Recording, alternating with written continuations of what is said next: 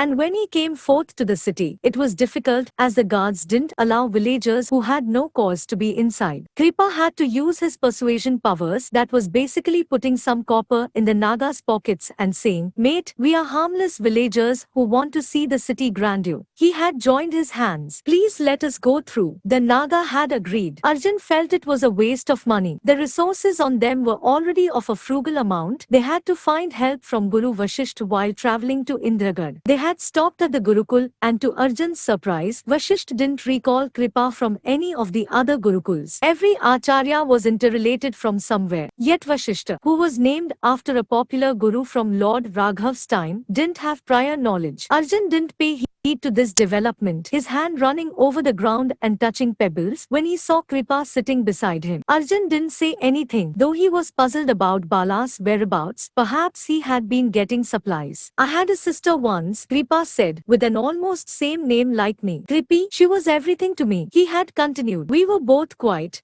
playful, and as we grew up, we chose our loves and we fought our battles." What battle? He hadn't said anything, choosing to remain silent. "I'm telling you all of this because I know you miss Kalki, mate." His grey eyes shone under the glint of sun. "He might not be your blood brother." "I didn't mean that." Arjun cut him off. I know. Anger forces us to spew venom, but one must never forget that the wounds from venom never heal," he said, almost looking heartbroken by some memory. Arjun had nodded. "Where is your sister?" He looked down, as if embarrassed. "She passed away. Quite the curse for people like me." He grinned cheekily, but there was profound sadness behind it. "Like you?" Arjun arched his brows in puzzlement. But before he could even ask a question, Kripa continued. "I know you are sorry, mate. I have heard enough sorry in my time, and let me tell you, there's no one logic or effect behind it. No one cares about it. That's the world we live in." He stood up, stretching his arms. "When one's family dies, they show regret, but they don't mean it. When one gets hurt, they show worry, but they don't mean it. Indeed, it's a sad thought. Then why do we continue to hope and fight for such people?" Kripa had stopped. "Because I think regardless of all the darkness in people, there is still a part of them that's good. And I have lived long enough to see every bit of it. So yes, we fight for the little goodness in the world, but I think as long as there is a fight, the goodness will live on. I might seem like a callous man, but I believe in all this. It makes me glad, mate, for I live in this world and sometimes it's good to be just glad. Cherish your existence once in a while. There is no harm in it." Arjun had grinned. "Positivity is very uncommon as a personality trait of yours. I presume something has gone amiss.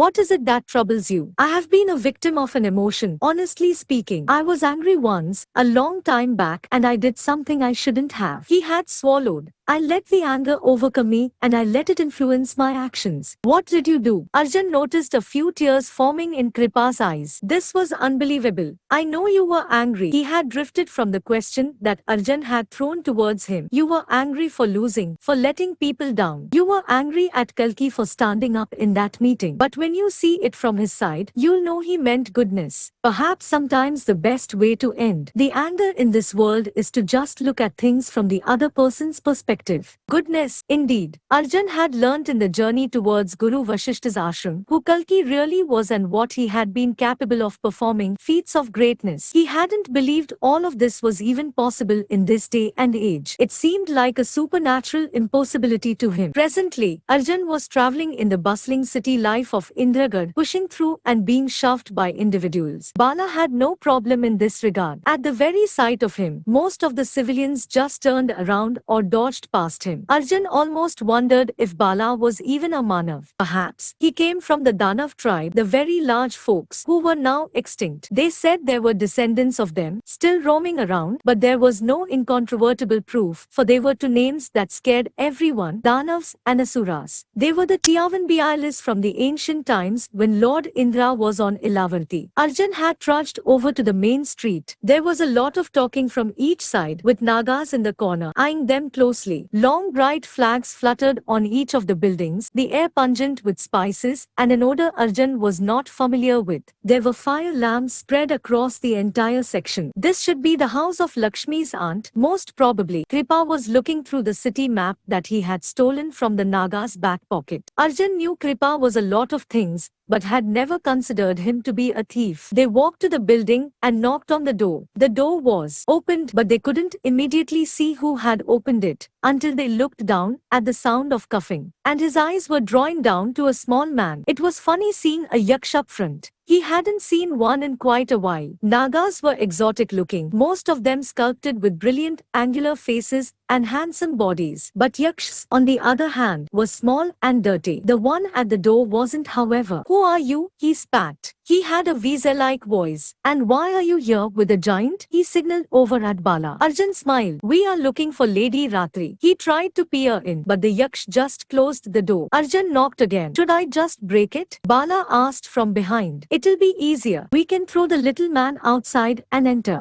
And then we can forget about asking her for the favor." The door whipped open. "Yes, who are you?" asked the yaksh again. "My name is Arjun Hari. This is Kripacharya and this Bala Chandra." "All right," the yaksh nodded. "And why should I care about who you all are? You just asked us who we are. That meant how are you related to Lady Ratri?" He sighed. "I did not know your names." "I don't care what your names are. You are nobodies to me. In fact, you are worse than nobodies to me. You don't exist for me. So can you please? I'm breaking the door," Bala announced, stepping up to him. The yaksh got scared, and that was when a smooth voice came from the back. "Kumar." "Yes, madam." "Who is it?" "Someone called Arjun Hari." "Hari?" The voice was piqued with interest. There was a sound of fallen books until a lady appeared at the door, shoving the little man behind. "By any chance, are you related to Kalki Hari?"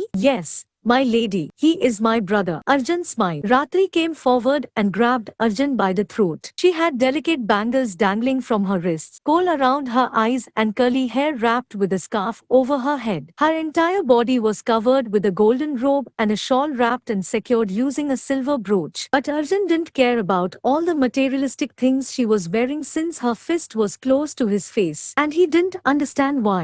"Your brother tricked my niece into bringing weapons. Where is he? And where is she?" Arjun remained still until she removed her hands from his throat. "I have some bad news, my lady." Arjun nodded, feeling awkward about being the messenger of bad news. Sitting inside, Arjun sipped on to the drink she had given to them. It was not Sura, so Kripa wasn't really fond of it. He had told Arjun that he had been sober for quite some time now, and he didn't like how it felt. Ratri's house was filled with books. Clearly one could mistake it for a library too. Arjun loved every bit of it, and in the time Ratri did brought for them something to eat, Arjun went through as many as he could, selecting a few of them and hoping to borrow them. But as of now, Ratri didn't feel like saying or doing anything. She didn't cry either. "She wanted to be like me," Ratri said, finally breaking the silence. "She wanted to work in the library." Arjun nodded. "Did you see her? Was she given a funeral at least?" "We couldn't. We had to leave out of compulsion," Kripa lied. "The villagers were gathering the bodies, and they sent us to the city to know more about the administrative machinations and how one could seek redress from the council for this one-sided slaughter." Ratri nodded. "Indeed. I can't help you in that if you think I'll be of any guidance. I have been shifted to library duty from hospitality, so I apologize." "Ah, that's all right. We just wanted to bear the news to you." Arjun leaned forward. With the inclusion of the Trai, he looked at Kumar, who hadn't noticed his slip-up. "The royals, things have changed. More dictators mean more terror." "Yes, even Vedanta has forgotten his duties as the ruler of Indragad," gritting her teeth, Ratri said. "How did you all survive the battle?" "We improvised," my lady, grinned Kripa. "You are a dirty, ridiculous-looking man." "Are you really an acharya?" asked Ratri. "Guilty as a murderer." Kripa stood up and bowed. "Though I think the comparison wasn't really correct." Ratri placed her drink back. She stood up and announced, "You are capable of surviving then. I'm sure the reason you are here is to free your brother and spite the ones who destroyed your village. Work with me and you shall achieve both, but with patience and time."